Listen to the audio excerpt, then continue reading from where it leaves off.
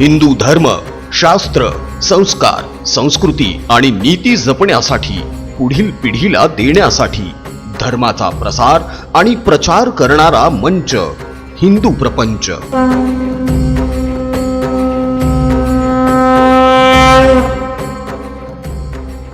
ओम गजाननाय नमः। ओम गणाध्यक्षाय नमः। ओम विघ्नराजाय नमः। ओम विनायकाय नमः। ओम द्वैमातुराय नमः। ओम द्विमुखाय नमः। ओम प्रमुखाय नमः। ओम सुमुखाय नमः। ओम कृतिने नमः। ओम सुप्रदीपाय नमः। ओम सुखनिधये नमः। ओम सुराध्यक्षाय नमः। ओम सुरारिघ्नाय नमः। ओम महागणपतये नमः। ओम मान्याय नमः। ओम महाकालाय नमः। ओम महाबलाय नमः। ओम हेरंबाय नमः। ओम लंबजठराय नमः। ओम ह्रस्वग्रीवाय नमः। ओम महोदराय नमः। ओम मदोत्कटाय नमः। ओम महावीराय नमः। ओम मंत्रिणे नमः। ओम मंगलस्वराय नमः। ओम प्रमदाय नमः। ओम प्रथमाय नमः। ओम प्राज्ञाय नमः। ओम विघ्नकर्त्रे नमः। ओम विघ्नहन्त्रे नमः। ओम विश्वनेत्रे नमः। ओम विराटपतये नमः। ओम श्रीपतये नमः। ओम वाक्पतये नमः। ओम शृंगारिणे नमः। ओम अश्रितवत्सलाय नमः। ओम शिवप्रियाय नमः। ओम शीघ्रकारिणे नमः। ओम शाश्वताय नमः। ओम बल नमः। ओम बलोत्थिताय नमः। ओम भवात्मजाय नमः। ओम पुराणपुरुषाय नमः। ओम पुष्णे नमः। ओम पुष्करोत्क्षिप्तवारिणे नमः।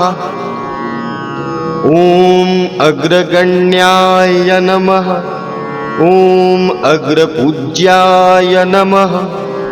ओम अग्रगामिने नमः। ओम मंत्रकृते नमः। ओम चामिकरप्रभाय नमः। ओम सर्वाय नमः। ओम सर्वोपास्याय नमः। ओम सर्वकर्त्रे नमः। ओम सर्वनेत्रे नमः। ओम सर्वसिद्धिप्रदाय नमः। ओम सिद्धये नमः। ओम पंचहस्ताय नमः। ओम पार्वती नंदनाय नमः। ओम प्रभवे नमः। ओम कुमार गुरवे नमः। ओम अक्षोभ्याय नमः। ओम कुंजरासुरभंजनाय नमः। ओम प्रमोदाय नमः। ओम मोदकप्रियाय नमः। ओम कांतिमते नमः। ओम धृतिमते नमः। ॐ कामिने नमः। ॐ कपित्थपनसप्रियाय नमः। ॐ ब्रह्मचारिणे नमः। ॐ ब्रह्मरूपिणे नमः। ॐ ब्रह्मविद्यादिदानभुवे नमः। ॐ जिष्णवे नमः। ॐ विष्णुप्रियाय नमः। ॐ भक्तजीविताय नमः। ॐ जितमन्मथाय नमः। ॐ ऐश्वर्यकारणाय नमः। ॐ जायसे नमः। ॐ यक्षकिन्नेरसेविताय नमः। ॐ गंगासुताय नमः। ॐ गणाधीशाय नमः। ॐ गंभीरनिनदाय नमः। ॐ वटवे नमः। ॐ अभीष्टवरदाय नमः। ॐ ज्योतिषे नमः। ॐ भक्तनिधये नमः। ॐ भावगम्याय नमः। ॐ मंगलप्रदाय नमः। ॐ अव्यक्ताय नमः। ॐ अप्राकृतपराक्रमाय नमः। ॐ सत्यधर्मिणे नमः। ॐ सखये नमः। ॐ सरसाम्भुनिधये नमः। ॐ महेशाय नमः। ॐ दिव्यांगाय नमः। ॐ मणिकिङ्किणी मेखालाय नमः। ॐ समस्तदेवता मूर्तये नमः। ॐ सहिष्णवे नमः। ॐ सततोत्थिताय नमः। ॐ विघातकारिणे नमः। ॐ विश्वगदृशे नमः। ॐ विश्वरक्षाकृते नमः। ॐ कल्याणगुरवे नमः। ॐ उन्मत्तवेषाय नमः। ॐ अपराजिते नमः। ॐ समस्तजगदाधाराय नमः। ॐ सर्व ऐश्वर्यप्रदाय नमः। ॐ आक्रान्तचिदचित्प्रभवे नमः। ॐ श्री विघ्नेश्वराय नमः।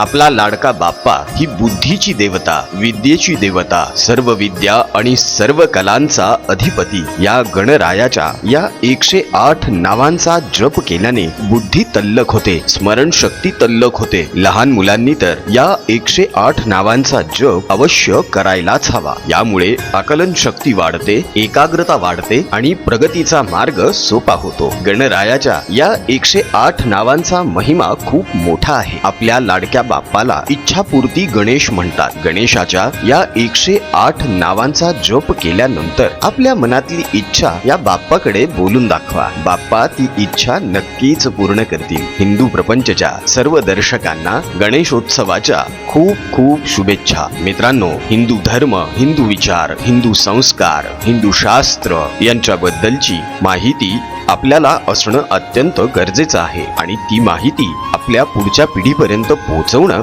ही सुद्धा आपली नैतिक जबाबदारी आहे, कर्तव्य आहे. तेव्हा हिंदू प्रपंच या YouTube चॅनलला भरपूर प्रेम द्या. हिंदू प्रपंचला सबस्क्राईब करा, व्हिडिओजला लाईक करा आणि आपल्या मित्रपरिवारामध्ये जास्तीत जास्त प्रमाणावर शेअर सुद्धा करा. गणपती बाप्पा तुमच्या सगळ्यांची मनोकामना पूर्ण करो हीच त्या बाप्पाच्या चरणी मनोमन प्रार्थना. कमेंटमध्ये मोरया लिहायला अजिबात विसरू नका. गणपती बाप्पा मोरया.